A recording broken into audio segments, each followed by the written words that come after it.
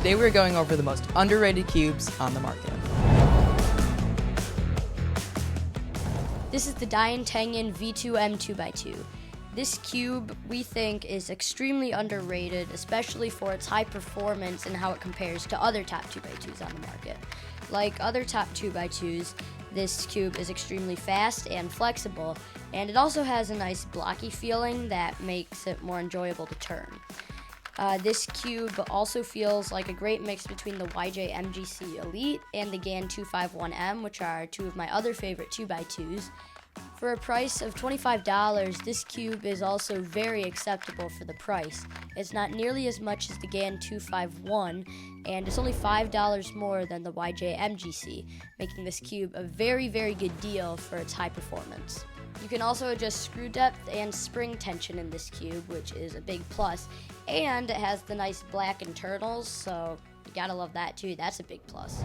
Next, we're talking about the RS4M. This cube was made in the same line as the very popular RS3M 2020, but this one is not talked about almost at all.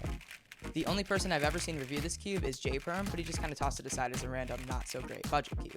But I think this cube is very good. The outer layers are super smooth and fast, which makes it really fun to solve on. The inner layers aren't great, but they're not as bad as something like the GAN 460. At a price of about $14, this cube is very good for the price. There are a lot of other good budget 4x4s that might honestly be better than this cube, but this cube is not talked about a lot, and it is really good. So in my opinion, this is one of the most underrated cubes on the market. This cube just has a basic screw adjustment system, which works just fine, and it has really cool red internals, which I haven't seen on any other cube, especially a 4x4. This is the YJ Yuxin V2 5x5. This cube has extremely good performance at a price of $14. And if you've never heard of it, that's not a surprise because I've literally never heard of it before myself, other than when I got it for my birthday last year. This cube isn't as good as some of the top 5x5s like the Moyu Aoshwang, the Volk, or the YJ MGC. But it certainly lives up to its price and exceeds it. It has a very crunchy and blocky turning style, so if you like those kind of cubes, then definitely want to check this out. And it is also pretty fast, especially on the outer layers.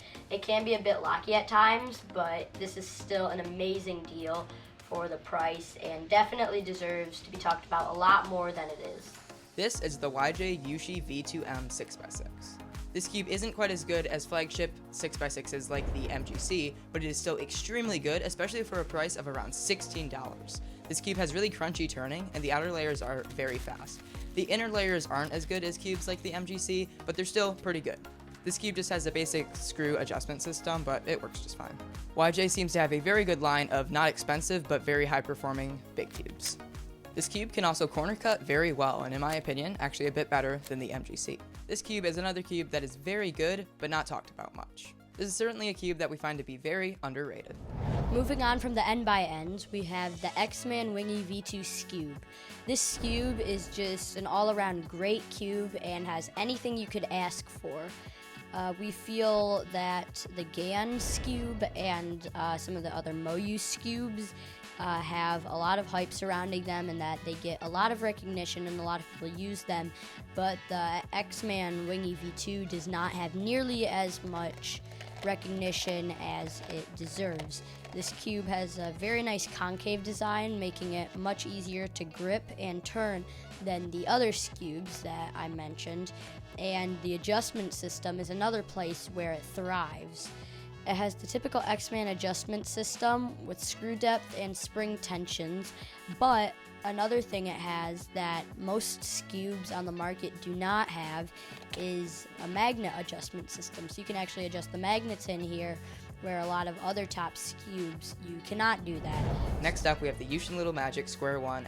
This cube is talked about quite a bit, but is mainly targeted towards Square 1 beginners and targeted as a budget cube. But in my opinion, it has flagship quality. Not many great Square 1 solvers use this, and the only well-known cuber I've ever seen use this is Tingman. This cube is actually magnetic, and for a price of $10, that is an extremely good deal. It is one of the only magnetic budget Square 1s on the market. The magnet strength isn't actually that strong, and sometimes you can barely even tell that it has magnets, which is definitely a lot less than the MGC or the Volt, but it still does, which helps the turning just a bit. Overall, for a price of $10, this cube is extremely good. It also just comes with a basic screw adjustment system.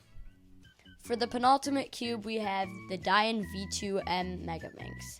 Now, this Megaminx has gotten quite a bit of recognition in the past from cube companies like The Cubicle, who have noted it as one of the top Megaminxes on the market. Still, however, at competitions and in YouTube videos, and just in general, I haven't seen it being used nearly as much as I believe it should be.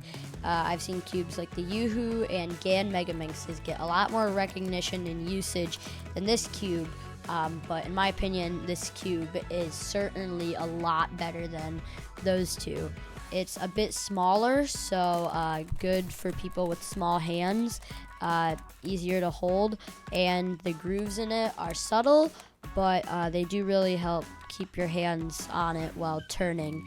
It has a typical screw depth adjustment system with the screw. This cube is also $30, so a bit more than the Yoo-Hoo, but certainly less than the Gan, and I think it has great performance for its price.